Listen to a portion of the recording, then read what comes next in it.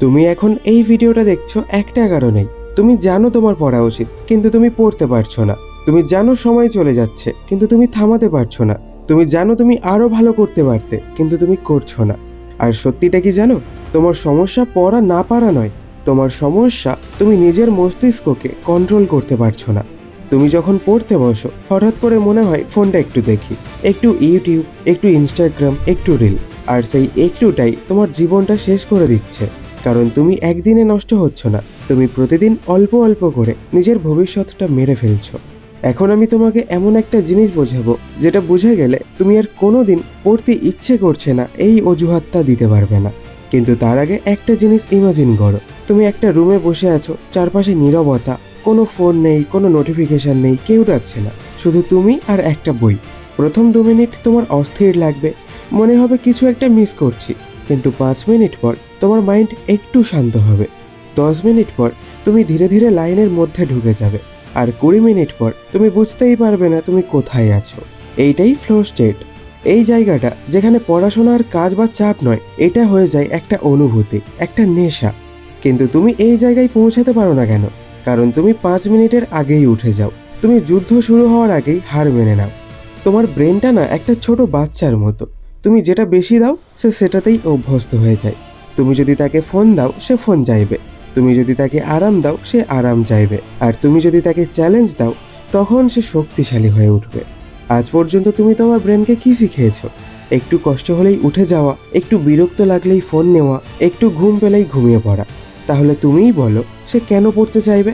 তুমি কি জানো পৃথিবীর সবচেয়ে ডেঞ্জারাস অ্যাডিকশন কি? ড্রাগ না, মোবাইলও না, আরাম। আরাম এমন একটা জিনিস যেটা তোমাকে ধীরে ধীরে শেষ করে দেয়, আর তুমি বুঝতেই পারো না। তুমি আজ আরাম বেছে নিচ্ছ, তাই কাল তোমাকে কষ্ট বেছে নিতে হবে।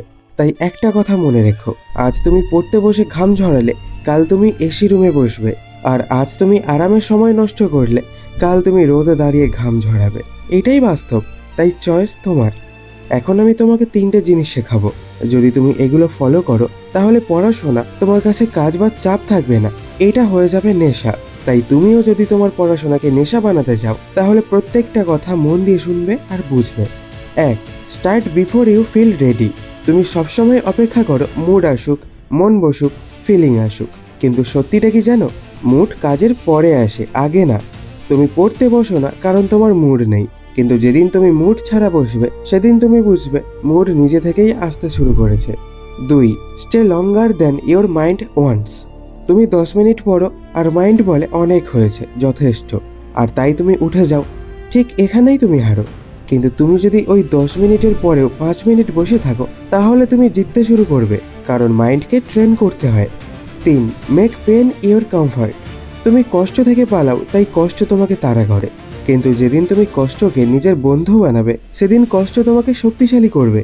তাই পড়তে বসলে যদি তোমার ঘুম পায় তাহলে উঠে দাঁড়িয়ে পড়ো, জোরে জোরে পড়ো, হাঁটতে হাঁটতে পড়ো, কিন্তু পালাবে না।